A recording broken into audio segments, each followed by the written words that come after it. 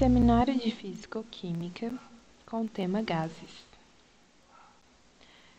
Oi, meu nome é Sofia, sou estudante da Engenharia Ambiental da UENG de João Monlevade e juntamente com a Giovana, também aluna da Engenharia Ambiental da UENG, vamos compartilhar com vocês uma apresentação sobre um tema muito relevante da matéria de Físico-Química, gases.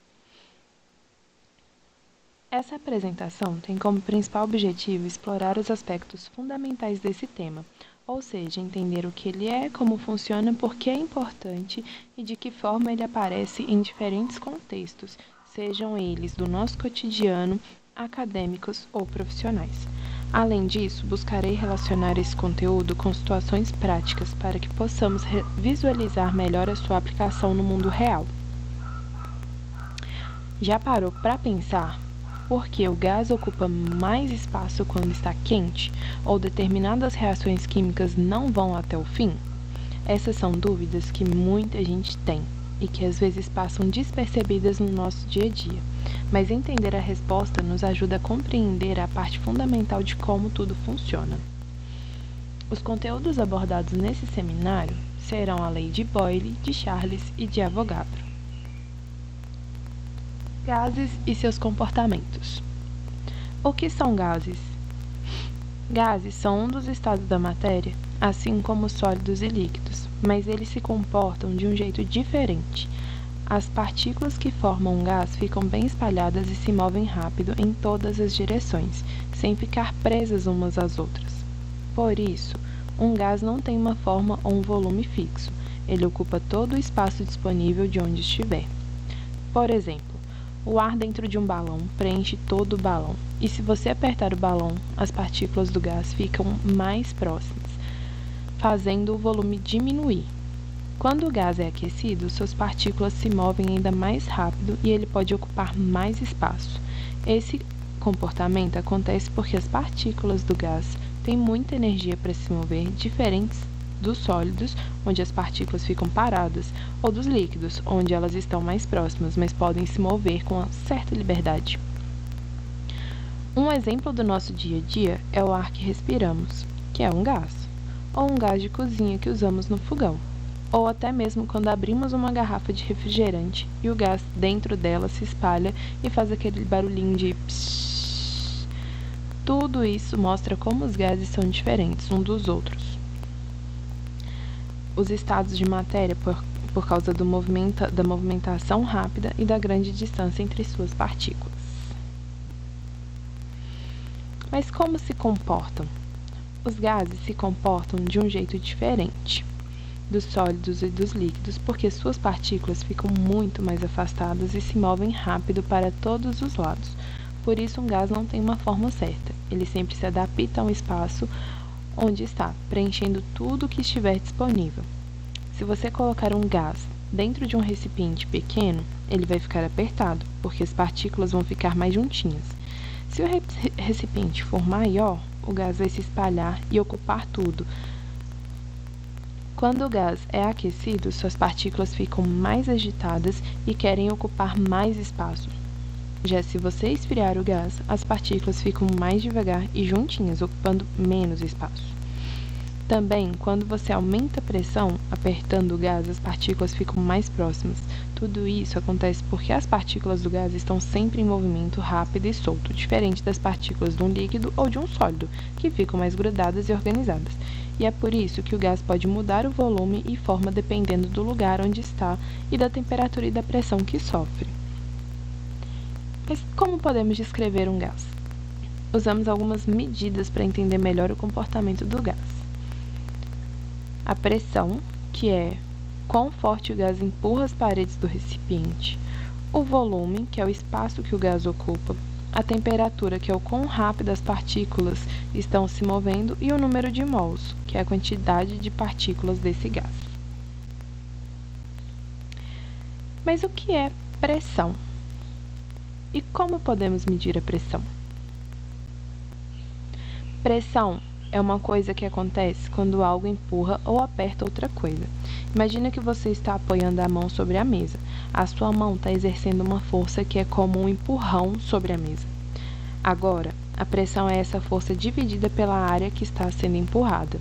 Ou seja, se você colocar o dedo para empurrar a mesa, a força do seu dedo está concentrada numa área menor, então a pressão é maior. Se você apoiar a palma da mão inteira, a mesma força se espalha numa área maior e a pressão fica menor.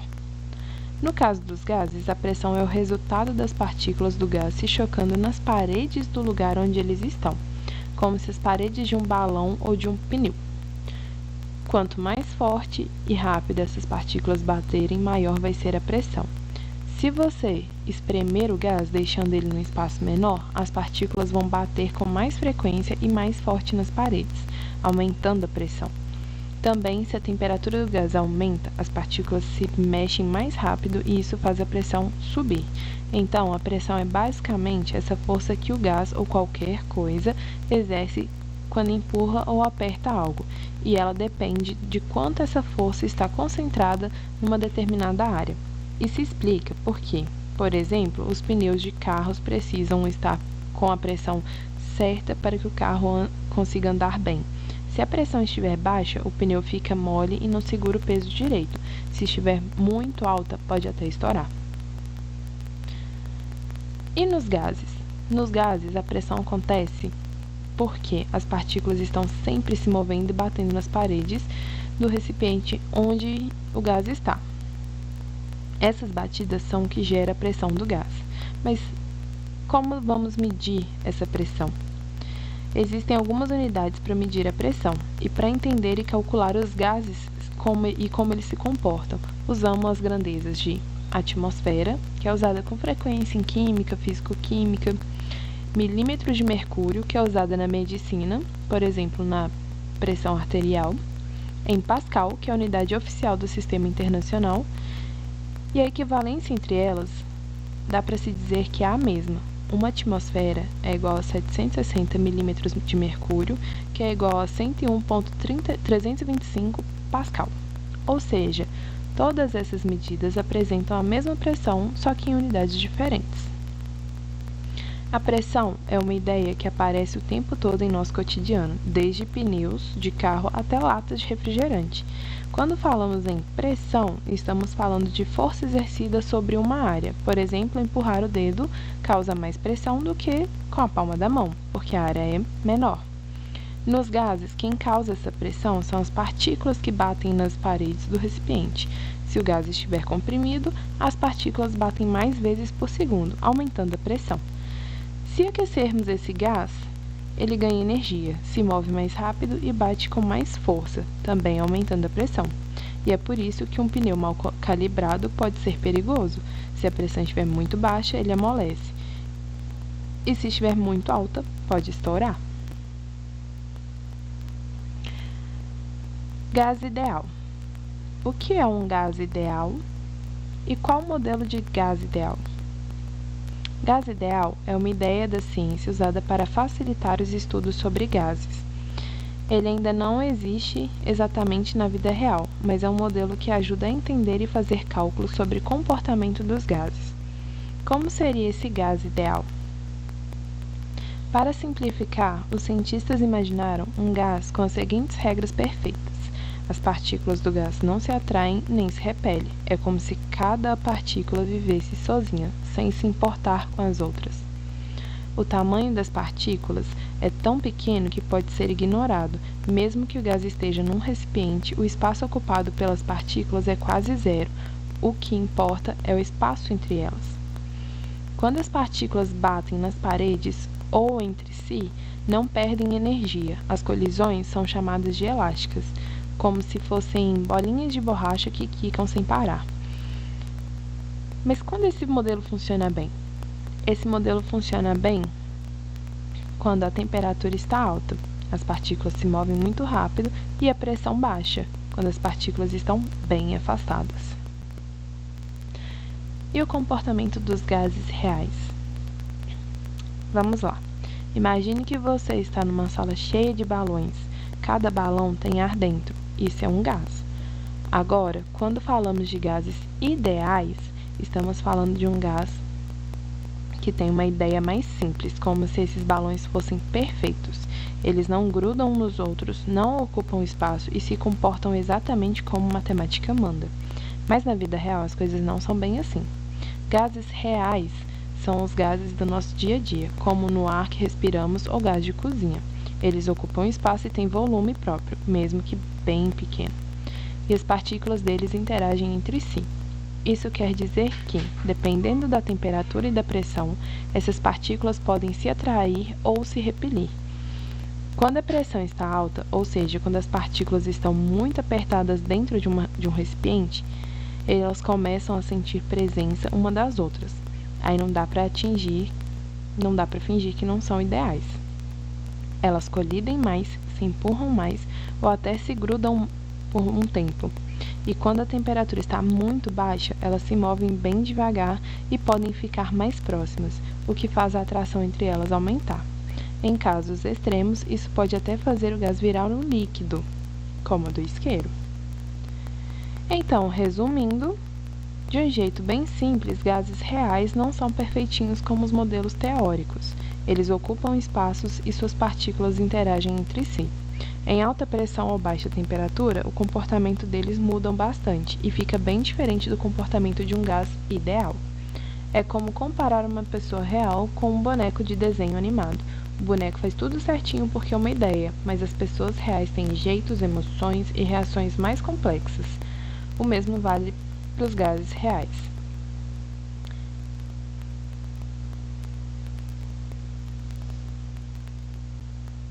Lei de Boyle. O que essa lei diz? Qual que é o postulado de Boyle e como funciona? A lei de Boyle é uma das primeiras descobertas sobre o comportamento dos gases. Ela diz que se você mantiver a temperatura constante, a pressão e o volume de um gás se comportam de maneira inversa. A lei de Boyle fala sobre como o volume de um gás muda quando a pressão muda, desde que a temperatura fique a mesma. Imagine que você tem um balão cheio de ar. Se você apertar o balão empurrando ele para diminuir o espaço dentro dele, o ar que está lá dentro vai ficar comprimido, ou seja, o volume do gás vai diminuir porque as partículas têm menos espaço para se mexer. Ao mesmo tempo, porque as partículas estão mais apertadas, elas se batem com mais força e frequência nas paredes do balão, aumentando a pressão.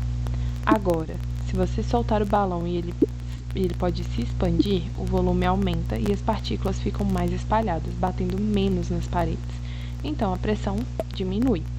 A lei de Boyle diz que o volume de um gás e a pressão dele tem uma relação inversa. Isso quer dizer que quando um aumenta, o outro tem que diminuir, e vice-versa, desde que a temperatura não mude. Por exemplo, se você dobrar a pressão, apertar o gás 2 vezes mais, o volume vai ficar pela metade.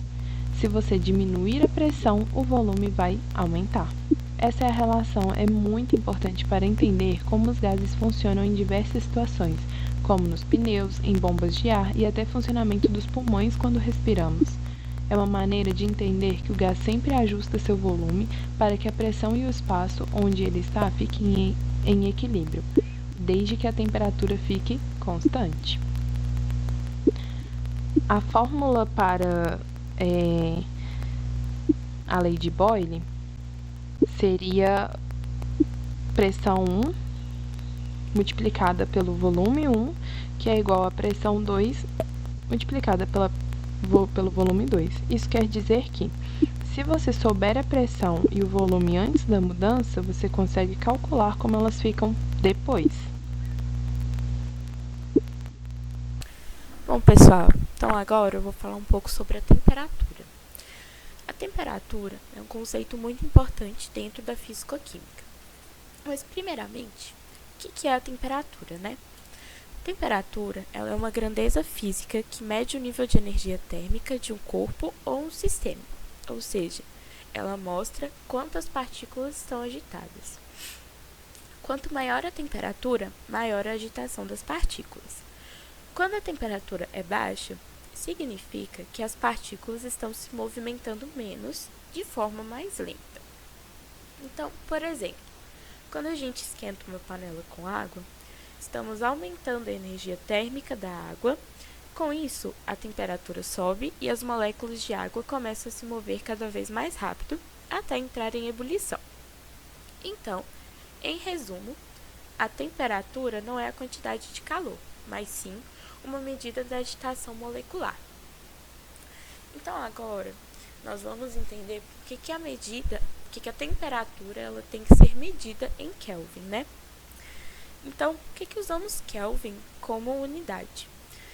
Na fisicoquímica, a escala Kelvin ela é usada porque ela é uma escala absoluta de temperatura. Ou seja, isso significa que o zero Kelvin, chamado de zero absoluto, é o ponto onde as partículas param de se mover. Não existe energia térmica. Diferente do grau Celsius, que é baseado em pontos arbitrários, como a fusão do gelo e a ebulição da água. O Kelvin ele é baseado na energia molecular real. Então, por exemplo, 0 graus Celsius equivale a 273 Kelvin. A fórmula para conversão é simples. É só somar 273 ao valor de qualquer grau Celsius que você quer transformar. Então, qual que é a importância, do Kelvin na fisicoquímica? Na fisicoquímica, várias equações, como a lei dos gases ideais, só funcionam corretamente com a temperatura em Kelvin. Isso porque o Kelvin ele elimina valores negativos e nos ajuda a trabalhar com cálculos mais precisos, principalmente quando estamos lidando com o comportamento molecular. Então, em resumo, a temperatura ela mede a agitação das partículas. Na fisicoquímica, é usado o Kelvin porque ele é uma medida absoluta baseada em um ponto fixo da natureza, e isso garante resultados mais precisos nos nossos cálculos e experimentos. Então, sempre que forem calcular qualquer coisa em fisicoquímica, é importante sempre conferir a temperatura e, se caso não estiver em Kelvin, é necessário que transforme.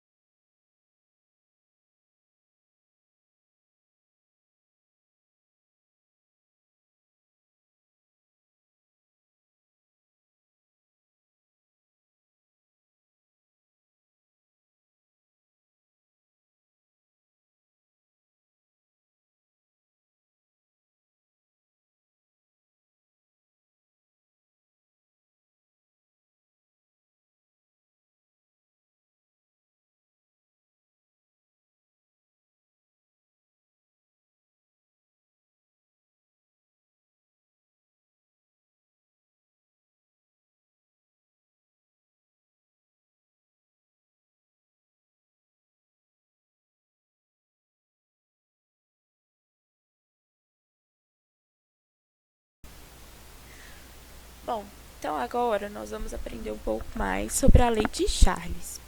A lei de Charles, ela estuda a relação entre o volume de um gás e a temperatura, mas com um detalhe muito importante. Aqui, ao contrário, né, da lei que foi vista anteriormente, a pressão que é mantida constante.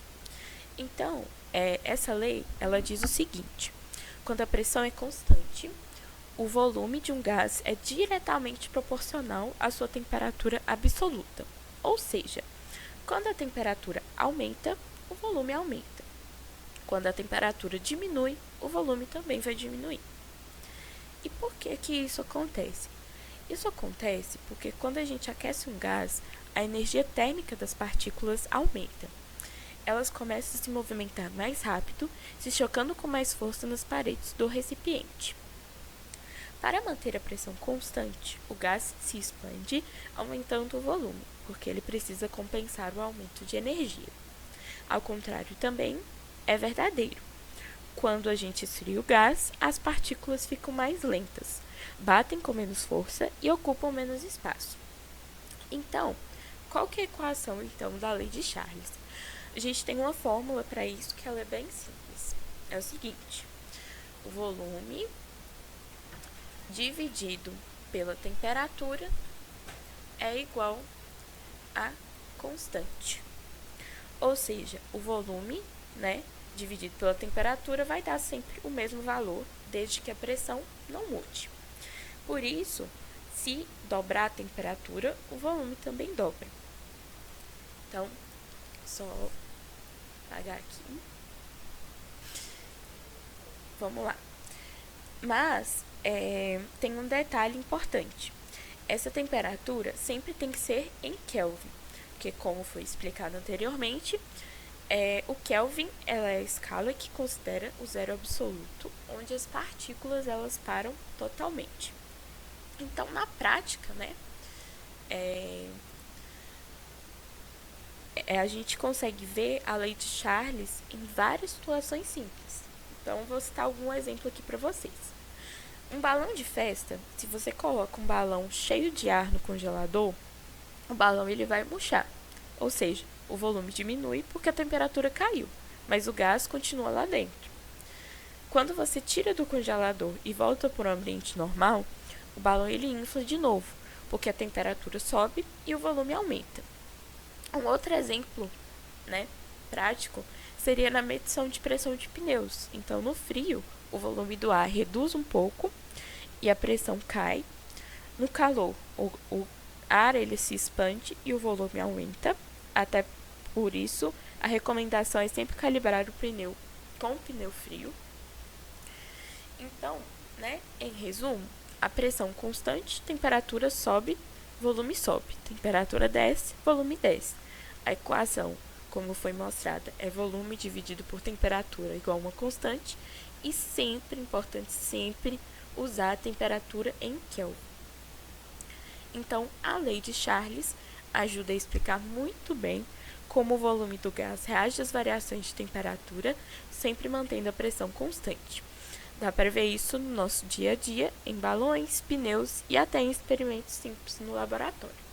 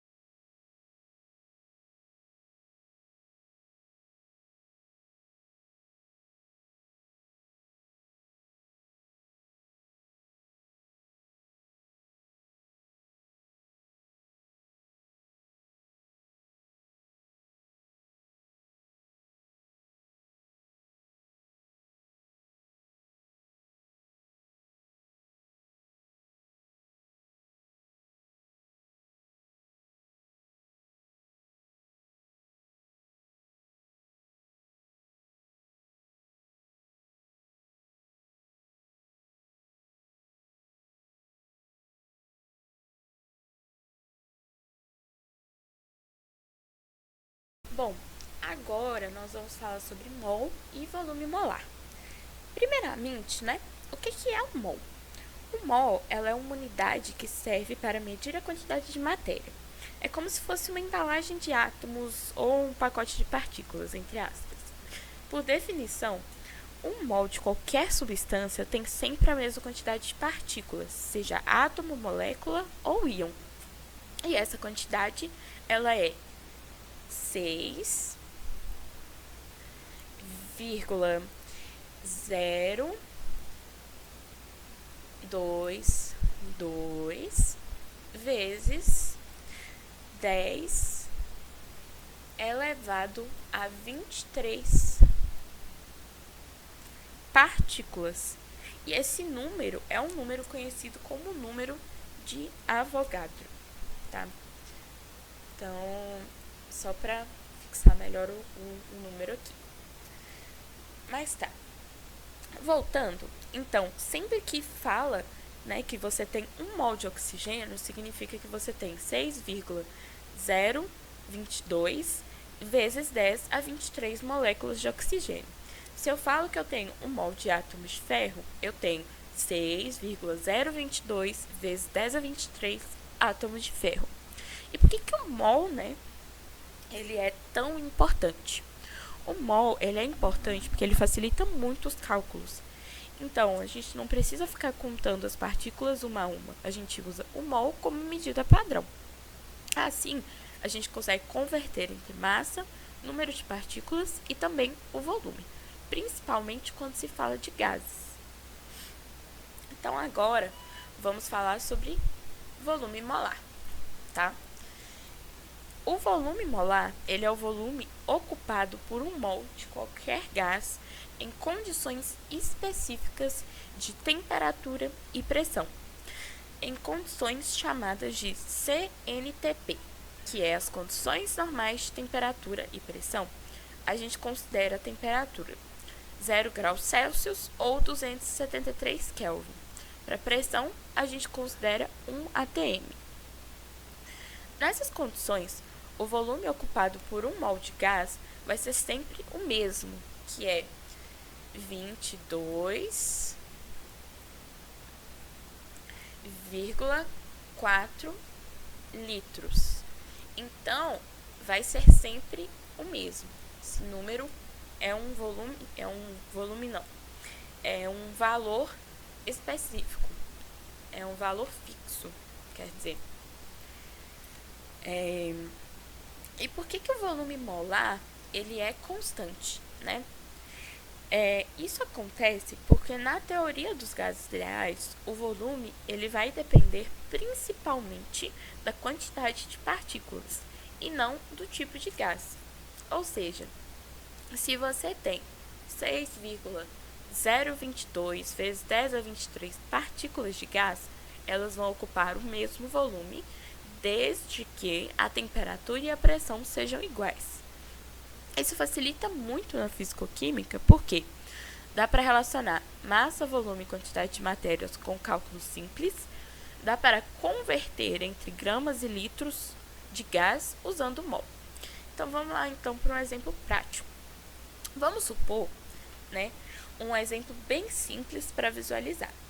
Então, vamos lá. Se eu tenho 2 mols de oxigênio em CNTP, condições normais de temperatura e pressão, o volume total vai ser 2 vezes 22,4.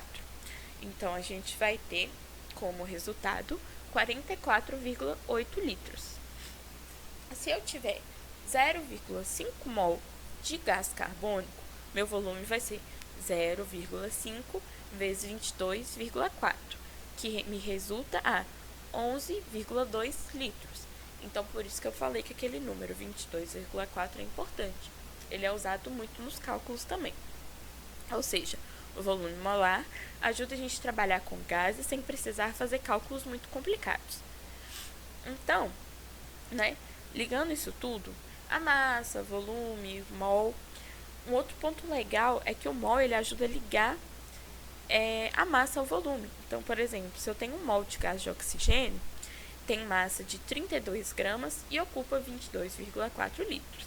Se eu tenho um mol de gás hidrogênio, ele tem massa de apenas 2 gramas, mas ocupa também 22,4 litros. Então, o que muda é somente a massa molar, mas o volume molar em CNTP é sempre igual. Então, em resumo, o mol ele é a unidade que representa uma quantidade fixa de partículas, que é aquele valor de 6,022 vezes 10 a 23. O volume molar, ele é o volume ocupado por um mol de gás em CNTP, que é sempre 22,4 litros, tá? E ele facilita a conversão entre a quantidade de matéria, volume e massa. E é super útil para resolver questões sobre gases e reações químicas. Então, sempre que se deparar com questões envolvendo gases, é sempre bom lembrar da ideia de que, se eu sei o número de mols, eu sei o meu volume. Se eu sei o volume, eu consigo descobrir a quantidade de mol. E tudo gira em torno da relação direta entre mol, volume e temperatura. Então, eu citei alguns exemplos, mas não sei se ficou claro a fórmula que foi usada. Então, a fórmula para a gente achar o volume molar é V, que é o volume, é igual ao número de mols, vezes 22,4, que é o valor fixo. Para descobrir o número de mols a partir do volume, é só isolar o número de mols, né? E daí eu vou ficar com o valor do volume dividido por 22,4. E também, né, para achar o número de mols, pode usar a fórmula básica do mol, que é N, que é o meu número de mols, é igual a minha massa dividido pela massa molar. Então, né, se eu tenho, por exemplo, 44,8 litros de gás de oxigênio, eu tenho, calculando, né, usando a fórmula do N, que é o número de mols, vai ficar 44,8 dividido por 22,4. Então, eu tenho 2 mols, ok? Então, essas são as fórmulas que a gente utiliza para volume molar e para o cálculo de mols. Então, vamos lá. Agora eu vou falar sobre a lei de Avogadro, que é uma das leis mais importantes na fisicoquímica, principalmente quando se estuda gases. Então, o que diz a lei de Avogadro, né? Ela diz o seguinte: volumes iguais de gases nas mesmas condições de temperatura e pressão contêm o mesmo número de moléculas. Ou seja, se eu tiver, por exemplo, 10 litros de oxigênio e 10 litros de gás hidrogênio em uma mesma temperatura e mesma pressão, os dois têm o mesmo número de moléculas, mesmo que sejam gases diferentes. Então, né, o que essa lei ela quer dizer é que o que determina o volume do gás é a quantidade de partículas e não o tipo de gás. Então, se eu tenho mais partículas, mais mols, o volume ele aumenta. Se eu tenho menos partículas, o volume diminui, desde que a temperatura e a pressão fiquem constantes. Então, na prática, se eu tenho, por exemplo, um mol de gás oxigênio, ele ocupa 22,4 litros em CNTP, condições normais de temperatura e pressão. Se eu tenho um mol de gás nitrogênio, ele vai ocupar a mesma quantidade, ou seja, 22,4 litros. E aí, por que isso acontece então, né? Mesmo que a massa seja diferente, o volume é igual porque o número de partículas é igual. Isso acontece porque as partículas de gases estão sempre muito separadas uma das outras. O que importa para o volume é quantas partículas existem, e não o tamanho individual ou a massa delas. Por isso, diferentes gases com a mesma quantidade de mol ocupam o mesmo volume. Então, vamos lá. Agora, a gente vai falar melhor sobre a fórmula da lei de Avogadro. A relação matemática básica é a seguinte: V, que é o meu volume, dividido por M, que é a minha quantidade de mols, é igual a C, que é a minha constante. Ou seja, quando o meu volume V o volume V dividido pela quantidade de mols vai ser sempre igual, ou seja, vai ser constante. E aí, quando a gente compara dois momentos diferentes, dá para usar a fórmula comparativa, que vai ser a seguinte: vai ser V1 dividido pelo número de mols 1, que é igual a V2 dividido pelo número de mols 2. Então, essa aqui é uma outra aplicação da fórmula da lei de Avogadro. Então, como que funciona isso, né, na prática? Na prática, isso facilita muito quando a gente quer calcular o volume de gás que vai ser consumido ou produzido numa reação, comparar quantidades de gás entre reagentes e produtos, como por exemplo, se uma reação produz 3 mols de gás, o volume total será 3 vezes 22,4, que vai dar 67,2 litros. Então, um resumo prático, né, seria o seguinte: a lei de Avogadro liga o volume e a quantidade de matéria. Mais partículas é igual a mais volume, menos partículas é igual a menos volume. Vale sempre nas mesmas condições de temperatura e pressão. E as fórmulas principais, como apresentadas, é o volume dividido pelo número de mols é igual a constante, ou volume 1 dividido pelo número de mols 1 é igual ao volume 2 dividido pelo número de mols 2.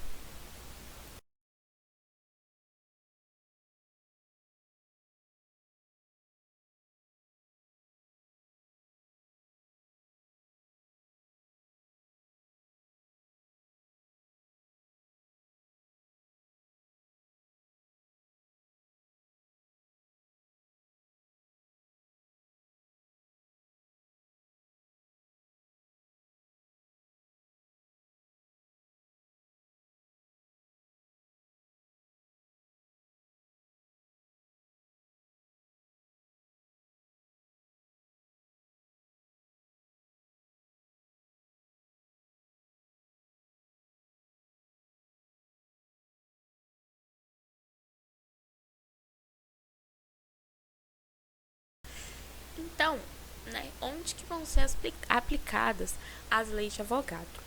A lei de Avogadro ela é aplicada principalmente para calcular o volume de gases, porque ela relaciona diretamente mol e volume em condições fixas de temperatura e pressão. Também é usada na determinação de fórmulas moleculares. Então, a gente usa a massa molar e o número de mols para descobrir qual é a fórmula verdadeira de uma substância. Ela é importante porque facilita saber quanto gás é consumido ou produzido numa reação, calcular volumes em condições normais de temperatura e pressão, CMTP, e entender a quantidade de partículas em qualquer amostra. Então, alguns exemplos rápidos, né, da aplicação na prática seria um balão inflando com ar quente, pneus que murcham no frio e o cálculo de massa molar em laboratório usando o volume de gás. Então, a determinação de fórmulas moleculares foi apresentada anteriormente. E ela é usada também na aplicação junto com a lei do Avogadro. Então, nessa apresentação, discutimos a idealidade dos gases, que se comportam de maneira previsível sob condições específicas. A lei de Charles exemplifica como o volume de um gás aumenta com a temperatura, enquanto a lei de Avogadro relaciona o volume e a quantidade de matéria, mostrando que volumes iguais de gases, nas mesmas condições de temperatura e pressão, contêm o mesmo número de moléculas. Esses conceitos são fundamentais para a compreensão de fenômenos físicos e aplicações em química e engenharia. Já aplicações e práticas industriais, a gente tem a lei dos gases, como a lei de Charles e a lei de Avogadro, elas têm aplicações essenciais em diversas indústrias, como por exemplo, na indústria química, são utilizadas para o controle de reações que envolvem gases, como a síntese de amônia através do processo de Haber. Na indústria farmacêutica, a compressão de gases é crucial para a produção de aerosóis, enquanto na indústria alimentícia, a mudança de temperatura e pressão afeta a preservação e a embalagem de alimentos. Então, unindo tudo, que foi explicado nesse vídeo, qual que é a nossa conclusão? Bom, o comportamento dos gases pode parecer complexo à primeira vista, mas ele pode ser compreendido com o auxílio de modelos teóricos e leis experimentais, como foi explicado. O uso do modelo de gás ideal, somado às leis de Boyle, Charles e Avogadro, oferece uma base sólida para entender como os gases reagem às mudanças de pressão, temperatura e volume. O conceito de mol e volume molar ainda facilita a tradução das quantidades microscópicas em valores mensuráveis e úteis na prática laboratorial e industrial. Esse conhecimento é essencial para diversas áreas da ciência, engenharia e tecnologia.